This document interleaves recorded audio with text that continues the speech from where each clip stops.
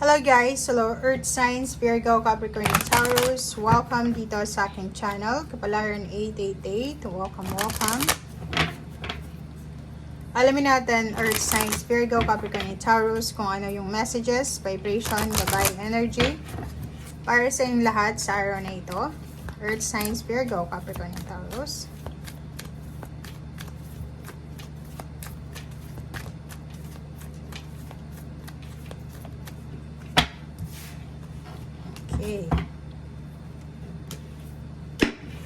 Okay.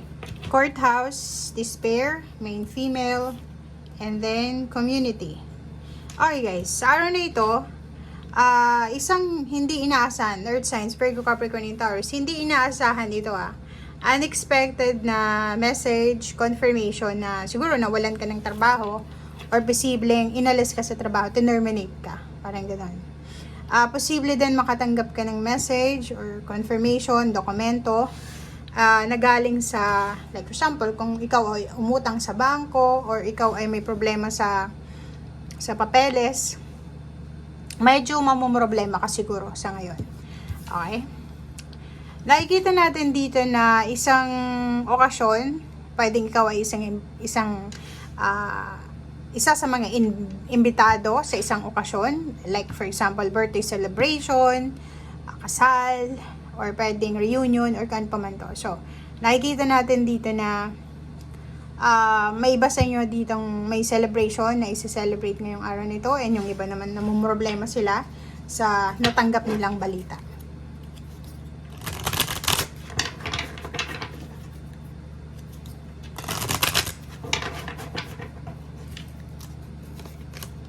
Okay, sanctuary. Ang nakikita ko sa'yo dito na parang sa araw na ito gusto mong magkaroon ng katahimikan, yung parang gusto mong mapag-isa. Okay? So, ibig sabihin niya, sinasabi ng baraha sa'yo dito na gusto mong mapag-isa ngayon, Earth Signs, Virgo, Capricorn, and Taurus, kasi ang dami-dami mong mga plano sa buhay. Like, ang dami mong pangarap sa buhay, and gusto mong pag-isipan siya. So, ibig sabihin, nakikita natin dito na may iba sa inyo na Earth Signs na sobrang busy sa trabaho. Everyday nagtatrabaho, araw-gabi nagtatrabaho, nag-overtime pa. If estudyante ka, trabaho ka ng trabaho, or super hardworking ka sa school mo, or kung ikaw naman ay mother or father, sobrang workaholic kayo. So, nakikita natin ngayon na pwedeng sa araw na ito, naghahanap ka ng parang sanctuary, yung peace, stillness, parang ganon. Gusto mong magkaroon ng oras sa sarili mo na mapag-isa, ng katahimikan, parang ganon. And ang purpose mo doon is parang gusto mong yung sanctuary na to, yung peaceful na place na to, is doon mo pag-iisipan yung mga strategy mo kung paano mo mapapagtagumpay yung iyong, kumbaga, tawag dito, yung iyong sarili. Okay? So, for example, ang dami-dami mong plano sa buhay. Kaso lang, kulang ka sa oras sa pagpaplano. Kulang ka sa strategy mo. Wala kang panahon para mag-strategize. And, sa araw na ito, parang sinasabi mo na gusto kong magpahinga. Gusto kong magkaroon ng time para sa sarili ko. Kasi, kailangan ko ng oras para pag-isipan yung mga next move ko, yung mga next step na gagawin ko. Parang gano'n.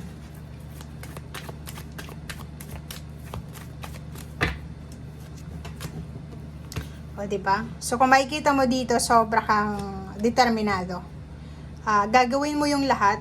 Gagawin mo yung alam mo na kailangan mo or deserve mo. Parang gano'n. So, ipaglalaban mo kung ano yung rights mo or kung ano yung karapatan mo.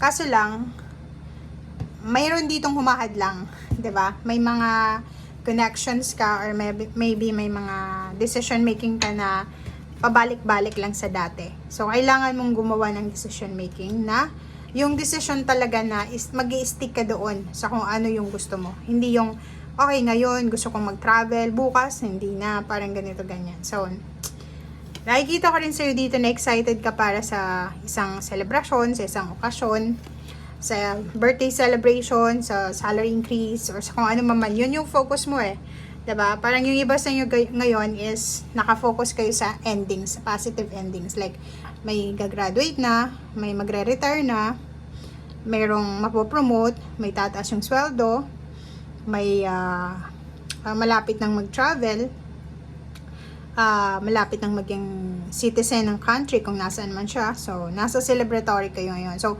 parang ang araw na ito is, parang napipredict mo na. It's your own prediction siya. Napipredict mo na andito na ako eh. Halfway na ako. Or konting hakbang na lang. Pwedeng mga 2 hakbang na lang. Ay nandun na ako sa victory and success. Nandun na ako sa balance. Nandun na ako. So parang excited ka. Okay? So nakikita natin dito yung excitement. Yung excitement mo para doon sa victory and success. Para sa celebration na yon. Para doon sa relationship na yon. Or para doon sa pangarap mo. Okay. Pwede excited ka din sa pagpapakasal, 'di ba? So 'yun. Isang desisyon ang kailangan mong gawin sa araw na ito. And nakapag-desisyon ka na simula sa araw na ito kailangan mo mag-ipon ng pera. Nakapag-desisyon ka na parang kung halimbawa masyado kang magastos, sobra kang magastos, hindi mo masyadong kinikip hindi mo masyadong iniipon yung pera mo or yung salary mo kasi iniisip mo may sweldo ka naman next month or next week or ganito ganyan. But today, nakapag-isip ka na, kailangan mong lumabas sa comfort zone mo na kasi parang ang gastos mo. So, ngayon is nakapag-desisyon ka na kailangan mong mag-ipon ng pera. Okay? Matagal mo na siyang pinaplano yung pag-iipon. Matagal mo nang pinaplano yung pag-iipon pero hindi mo pa rin siya nagagawa. Nakikita ko sir dito, isa sa dahilan kung bakit kailangan mo mag-ipon is dahil sa paparating na family occasion. Kailangan mo mag-ipon dahil sa paparating na celebration. Like for example, graduation, baptism, wedding anniversaries, or travel, kung ano pa man. So, kinakailangan mo ng malaking halagang pera. So, ngayon pa lang, nakikita ko sa iyo na pinaghahandaan mo na siya. Kasi, ayaw mong manghinayang. Diba? Parang ayaw mong mahang ulit. Kasi ang dami-dami mong plano, marami kang sinakripisyo. Parang eto na yung matagal mong hinihintay. Diba? Yung parang, ang tagal-tagal mong sinakripisyo, ang tagal mong pinagpaguran. And then, ngayon mo na siya makakamit. Malapit na. Yung sabi ko sa'yo kanina, 2 hakbang na lang, 3 hakbang na lang, 4 na hakbang na lang, nandun ka na sa victory and success. So, pinaghahandaan mo siya. And 5 of Wands, marami kang naging trials dito bago mo naabot ito kung ano man or maabot mo ito. So, sinasabi ng barahan na deserve mo kung ano man itong success, deserve mo kung ano man itong bagay na to na parating sa'yo, or event, celebration, or victory and success. Thank you guys and see you again. Bye!